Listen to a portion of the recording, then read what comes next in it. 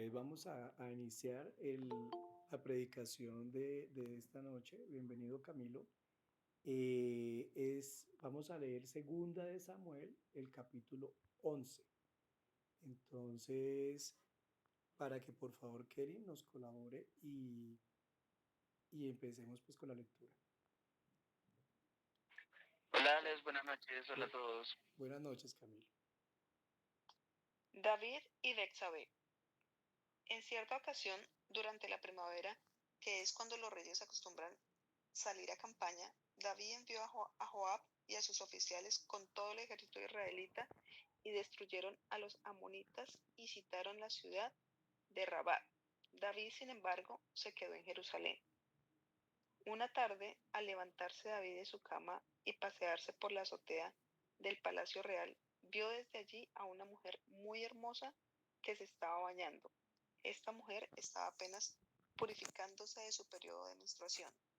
David mandó que averiguaran quién era ella y le dijeron que era Betsabé, hija de Eliam y esposa de Urías el hitita. David ordenó entonces a unos mensajeros que se la trajeran y se acostó con ella, después de lo cual ella volvió a su casa. La mujer quedó embarazada y así se lo hizo saber a David. Entonces David ordenó a Joab que mandara a traer a Urías el hitita y así lo hizo Joab. Y cuando Urías se presentó ante David, éste le preguntó cómo estaban Joab y el ejército y qué noticias habían de la guerra. Después le ordenó que se fuera a su casa y se lavara los pies. En cuanto Urías salió del palacio real, el rey le envió comida especial como un regalo. Pero Urías, en lugar de ir a su casa, pasó la noche a las puertas del palacio, con los soldados de la Guardia Real. Cuando le contaron a David que Urías no había ido a su casa, David le preguntó: ¿por qué no fuiste a tu casa después del viaje que has hecho? Y Urías le respondió: tanto el arca sagrada como los soldados de Israel y de Judá tienen como techo simples enramadas. Igualmente Joab, mi jefe, y los oficiales de su majestad duermen a campo abierto, y yo habría de entrar en mi casa para comer y beber, acostarme con mi mujer. Por vida de su majestad, que yo no haré tal cosa. Pero David le ordenó: quédate hoy todavía y mañana dejaré que te vayas. Y así Urías se quedó en Jerusalén hasta el día siguiente. David lo invitó a comer y beber con él, y lo emborrachó. Ya por la noche Urías salió y se fue a dormir con los soldados de la Guardia Real, pero no fue a su casa. A la mañana siguiente, David escribió una carta a Joab.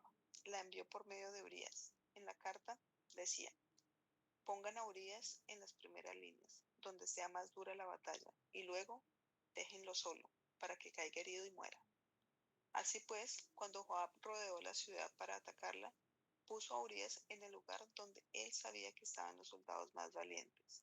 Y en un momento en que los defendía la ciudad, salieron para luchar contra Joab. Cayeron en combate algunos de los oficiales de David, entre los cuales se encontraba Urías. Joab envió a David un informe detallado de la batalla y le dio al mensajero las siguientes instrucciones: cuando acabes de informar al rey de todo lo relacionado con la batalla, puede ser que el rey se enoje y te pregunte: ¿por qué se acercaron tanto se acercaron tanto al atacar la ciudad? ¿Acaso no saben que ellos lanzan objetos desde la muralla, igual que cuando en Tebes una mujer mató a Abimelech, el hijo de Jerubal, arrojándole desde la muralla una piedra de molino? ¿Por qué pues se acercaron tanto a la muralla? Entonces tú le contestarás: también ha muerto Urías, el hitita oficial de su majestad. El mensajero se fue y al llegar contó a David todo lo que Joab le había ordenado. David, en efecto, se enojó mucho contra Joab y le dijo al mensajero: ¿por qué se acercaron tanto al atacar la ciudad? ¿Acaso no saben que ellos lanzan objetos desde la muralla, igual que cuando en Tebes una mujer mató a Abimelech, el hijo de Jerubal, arrojándole desde la muralla una piedra de molino? ¿Por qué pues se acercaron tanto a la muralla? Entonces el mensajero le respondió: los soldados que salieron a luchar contra nosotros a campo abierto nos llevaban ventaja, pero los hicimos retroceder hasta la entrada de la ciudad. Fue entonces cuando los arqueros dispararon sus flechas desde la muralla contra las tropas de su majestad y murieron algunos de los oficiales, entre ellos Urías el hitita. Entonces David respondió al mensajero: dile a Joab que no se preocupe demasiado por esto, pues son cosas de la guerra, pero que ataque la ciudad con más brío hasta destruirla y tú dale ánimo.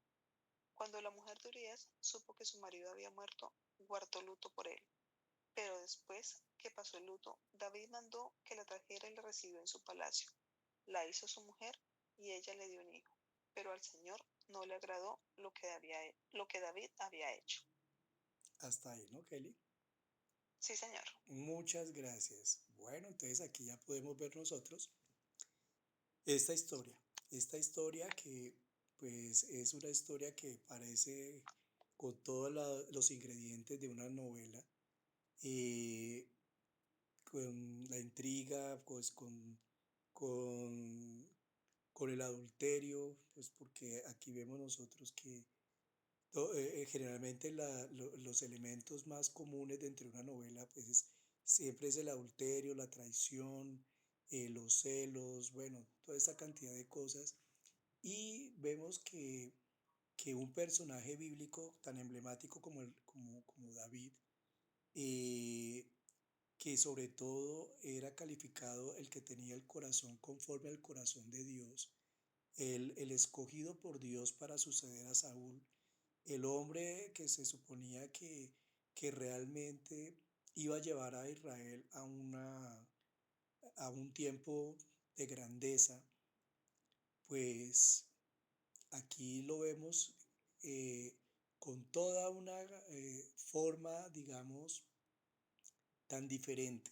O sea, la forma en la que David había cambiado desde el momento en que conocíamos de David, que era un hombre, que era un joven, cuando era un jovencito muy apasionado, que fue el que se enfrentó ante Goliat, que, que fue el que sirvió a Saúl, que Saúl quiso matarlo varias veces, pero Saúl en ningún momento, perdón, David nunca, teniendo las oportunidades, nunca David acometió contra Saúl, o sea, nunca puso en riesgo la vida de Saúl, a pesar de que podía haberlo matado en defensa propia, pero él nunca lo hizo.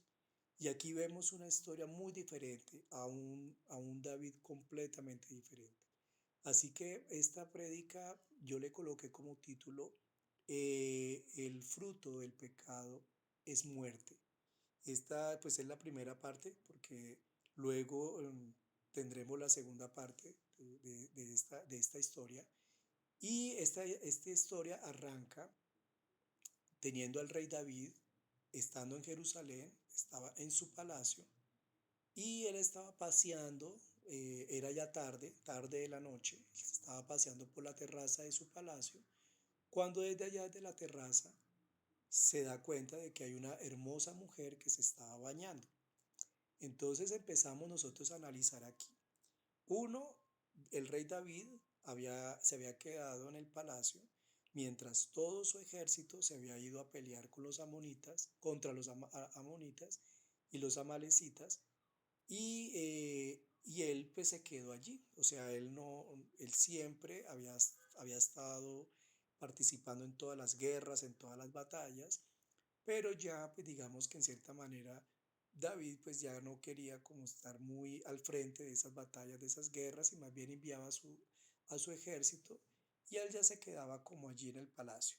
Entonces empezamos aquí a vislumbrar lo que de pronto un hombre en su ocio, o sea, sin tener nada que hacer, sin tener en qué de pronto ocupar su tiempo, se pones allí más bien como a ver qué hay, ¿no? Como a ver cómo disipo mi tiempo. Y empieza pues aquí a ver a una mujer que se estaba bañando a tarde de la noche. Igualmente pues habría que preguntarse qué hacía esta mujer a tardes de la noche, pues bañándose, y sobre todo si aquí el texto nos está hablando de que desde la terraza del palacio la podía ver bañándose, pues ella sabía de alguna forma de que podía ser vista, o sea que perfectamente desde el palacio la podían ver de que se estaba bañando, porque aquí el texto dice que ella se estaba bañando pues desnuda. Entonces, vemos aquí pues que de alguna forma no sabemos si esta mujer eh, podría de pronto, digamos, tener conciencia de que ella podía ser vista, ¿no? En esa actitud, pues en un tiempo que era bastante complicado hacer esa clase de cosas, ¿no? Y este David, pues se da cuenta que es una mujer muy bella, muy hermosa, y entonces envía a sus mensajeros a traerla al palacio. Recordemos que en ese momento el rey David tenía muchas esposas y tenía muchas concubinas, o sea, él tenía muchas mujeres.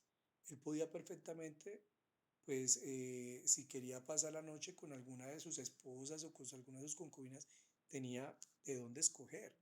O sea, aquí sencillamente él se deja llevar por su deseo, por algo que él le gustó, algo pues, que le llamó la atención, manda a los mensajeros a llamarla al palacio, e igualmente vemos que esta mujer, que es casada, que no es cualquier persona porque es casada nada menos con uno de los líderes del ejército del rey David, y que además de eso ella venía de una familia de valientes guerreros, porque el papá y el abuelo de ella cuenta la historia, pues que ellos, la familia de ella siempre habían sido, digamos, guerreros muy va- eh, valerosos y que tenían cargos muy importantes dentro del ejército. Por lo tanto, ellos, los que tenían los altos cargos en el ejército, pues digamos que se encontraban dentro de una clase social alta. Entonces, esta mujer provenía de una clase social alta, y pues ella tampoco en ningún momento pues dice, no, yo no me puedo ir allá porque pues yo soy una mujer casada. Igualmente pues ella accede, no es que yo la quiera culpar, sino que quiero como que empecemos a analizar todos los elementos de la historia, y ver que ella pues accede, va a tardes de las horas de la noche pues al palacio del rey y se acuesta con el rey. O sea, aquí en la historia no nos dice que ella se haya rehusado, ni que ella le hubiera dicho al rey David, pero ¿cómo vas a hacer esto? Tú eres el rey, mi esposo es uno de los valientes que están en este momento luchando con el ejército, es uno de los líderes de los capitanes pues del ejército. Pues no nos da muchos indicios el texto, pero se supone, podemos estar nosotros mirando allí, que pudo haberse dado todos estos elementos, porque tanto David sabía que ella era una mujer casada, y ella sabía que el rey pues también era un hombre que tenía ya eh, varias mujeres, y pues que, pues o sea, las intenciones también que tenía el rey con ella.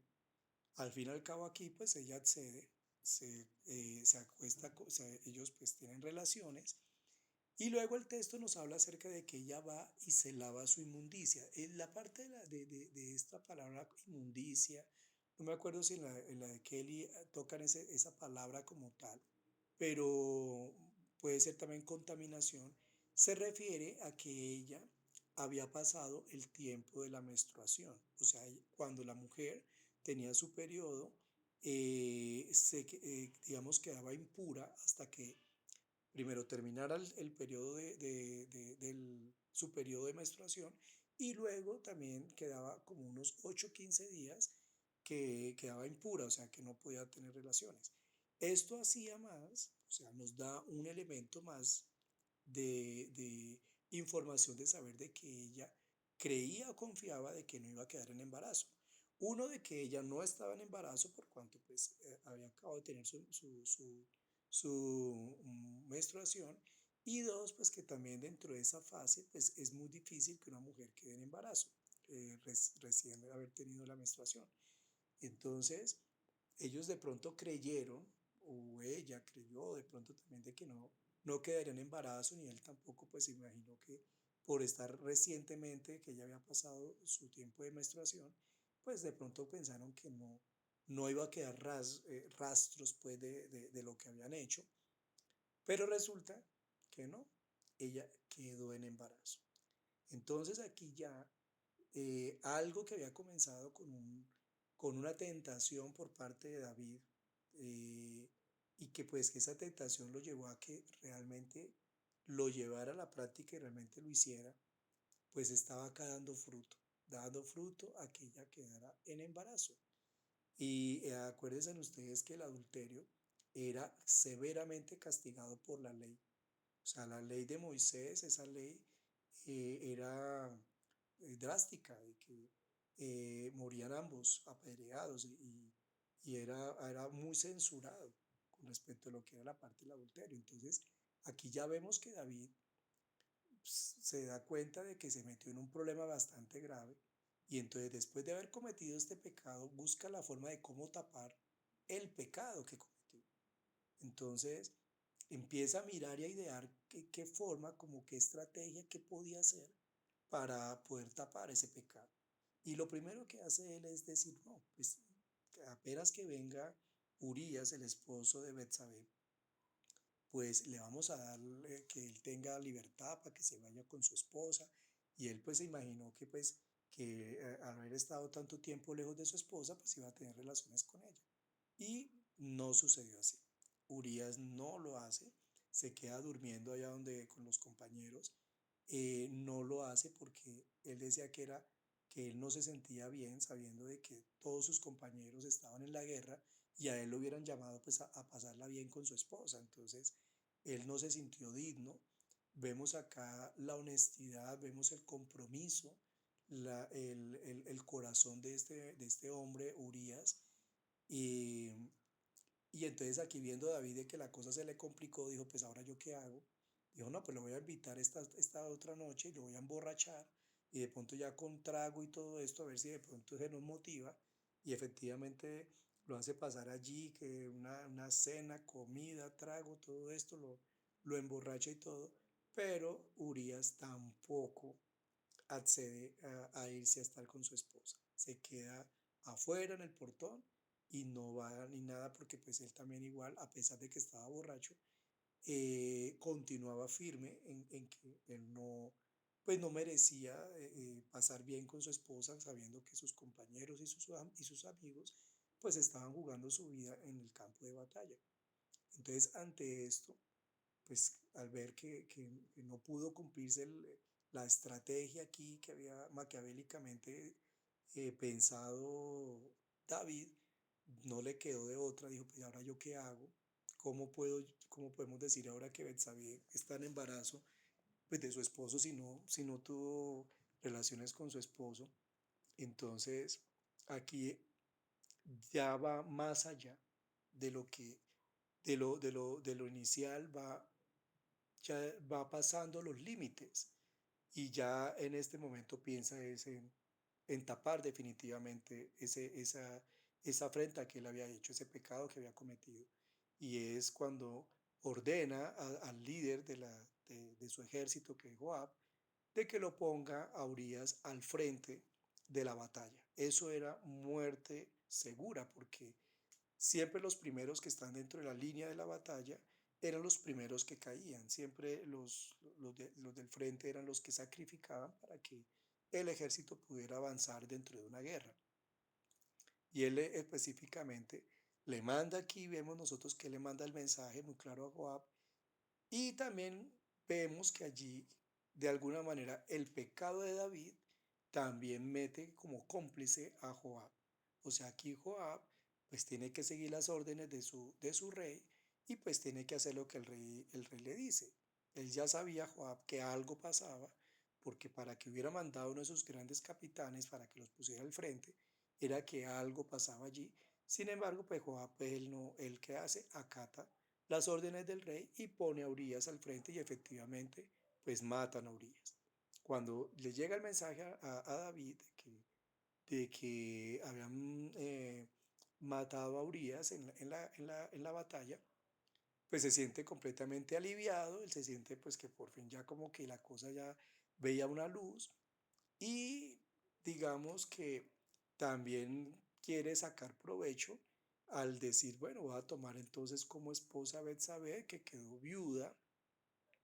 De alguna forma eso también le hacía mostrar ante el pueblo de que tenía un gran corazón, un generoso corazón, de no dejar a una mujer abandonada ni desvalida, porque en ese tiempo las mujeres que quedaban sin esposo, que eran viudas, pues eran desprotegidas pues si ellas no lograban casarse ni todo, pues en cierta manera las viudas no tenían como una muy buena condición, eran como rechazadas en cierta forma. Entonces, lógicamente lo hacía pues para tapar el embarazo de Betsabé, pero aquí vemos algo para terminar en este capítulo, y es que dice que los ojos de Dios, ante los ojos de Dios, eso no estaba bien. O sea que Dios estaba viendo todo el suceso, todo el proceso de lo que había sucedido aquí en esta historia. Dios tenía el conocimiento, Dios estaba mirando y estaba observando realmente lo que estaba pasando. Y lógicamente Dios no le estaba agradando lo que estaba viendo aquí. Ver a su escogido, ver aquí a un hombre que había puesto como un líder importante, rey de Israel, cometiendo esta clase de pecados. La mentira, la traición, el adulterio, fueron muchas, el asesinato, porque mandó a asesinar el hecho que él no lo haya matado con su propia mano, el haber dado la orden, fue como si él mismo hubiera matado a Urias. Entonces vemos un suceso de pecados allí, una serie de pecados allí vemos continuos, todo desencadenados por una acción. ¿Y cuál fue esa acción? De que él no puso límites a sus tentaciones. Desde el momento en que él se pasó allí y vio a esta mujer, él debió inmediatamente haber parado, haber puesto límite a esa tentación. Y nos recuerda el pasaje en los evangelios donde nuestro Señor Jesucristo dice que aun cuando pensamos algo que sea pecado, ya estamos pecando. O sea, desde el momento en que nosotros estamos ideando algo allí, dice, el adulterio no es cuando tú lo hagas, desde el momento que tú estás pensando con respecto al adulterio, ya estás adulterando con tu mente. Entonces, en el momento que empezó allí David a sentir esa tentación y a empezar a maquinar de qué forma podía lograr tener a esta mujer, ya él ya estaba pecando. Ya empezamos a ver cómo el pecado entra en la mente de la persona y cómo logra llegar al punto a lo que llegó con todo lo que hizo aquí David. Así que en esta enseñanza que hoy nos da nuestro amado Señor Jesucristo por medio de su Santo Espíritu es cómo nosotros, de qué manera hemos podido haber estado también en esos momentos, cómo nosotros hemos podido también haber caído en pecados simplemente porque no pusimos límites, porque realmente no fuimos fuertes, mantenernos firmes ante algo. Cuando hemos dado el paso y hemos traspasado de pronto la barrera, nos hemos dado cuenta que ha traído unas consecuencias y de pronto consecuencias muy nefastas para nosotros.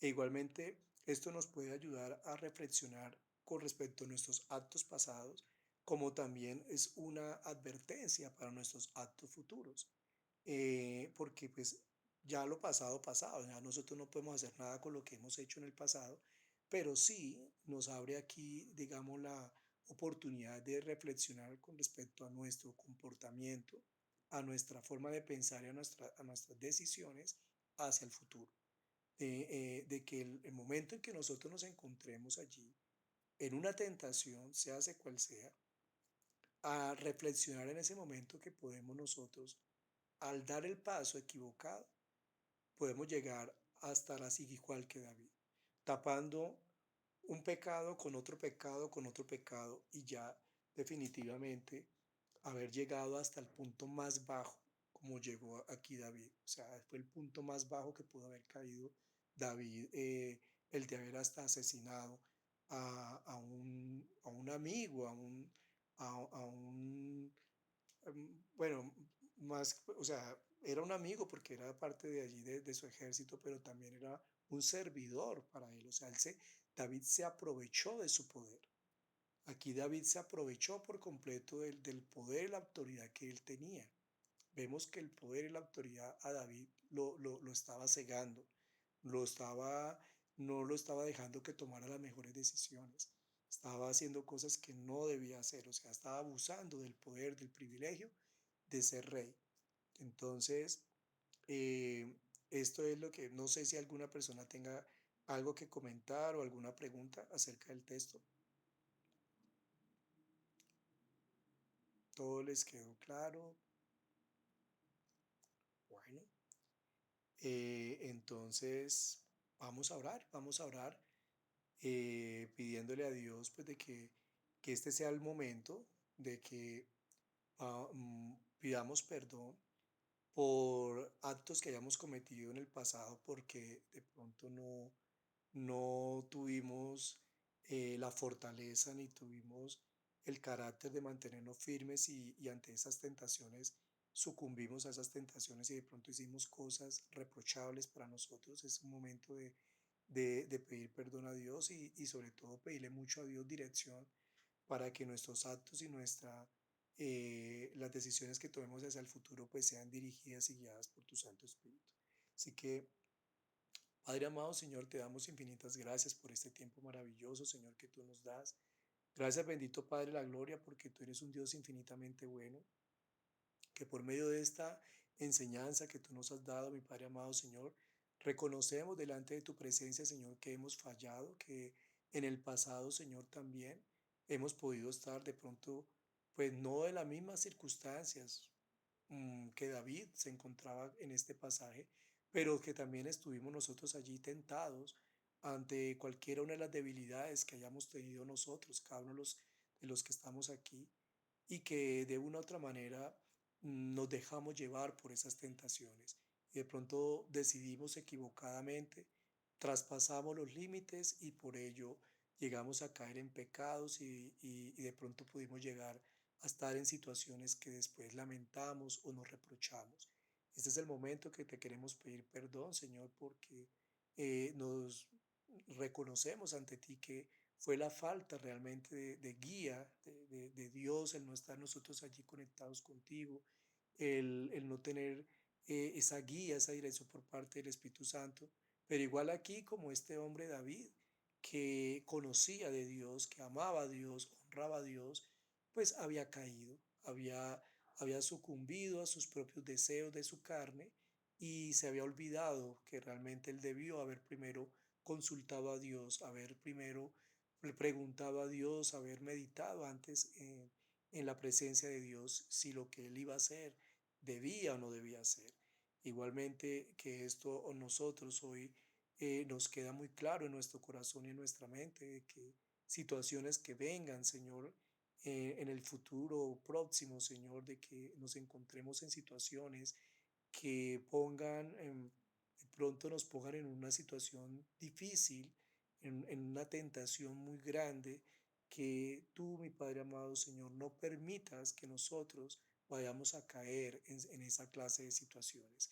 Que por tu medio por medio del Espíritu Santo, Señor, seamos alertados, advertidos, que de alguna forma nos hagas saber, que nos ayudes, nos fortalezcas, que hagan lo que sea, Señor, para que nosotros no vayamos a caer en pecados que realmente no solamente nos afecten a nosotros, sino que afecten a otros, que puedan ser pecados realmente que nos puedan conllevar a tener una pérdida completa de de la comunicación contigo, pero sobre todo también un pecado que pueda llegar a separarnos de ti, mi Padre. Así que te imploramos y te pedimos, Señor, de que nos ayudes a que siempre que te estemos nosotros allí en alguna tentación, en alguna debilidad por parte de nosotros, de alguna de las áreas de nuestras vidas, te imploramos, Señor, que nos ayudes, que nos des la salida, que nos hables, que nos cuidas, nos protejas para que no vayamos nosotros a sucumbir a nuestros propios deseos, Señor, sino que nos mantengamos firmes, Señor, en la convicción, mi Padre amado Señor, de que tú eres el que nos habla directamente a nuestra mente y a nuestros corazones y nos ayuda a que no caigamos en pecado, Señor, ni tampoco nos dejemos llevar por los deseos de nuestra carne. Te queremos dar infinitas gracias, Señor, por este tiempo maravilloso, por la enseñanza que tú nos has dado. Y mi Padre amado Señor, sabemos que la bendición tuya está sobre cada uno de nosotros y que también igual tú ya nos has perdonado por los errores que cometimos en el pasado. Así que gracias, bendito Padre, Señor, y quedamos delante de tu presencia en el nombre de Jesús. Amén y amén. Bueno, Amén. mis mucharejitos, entonces este es el término. ¿Qué tal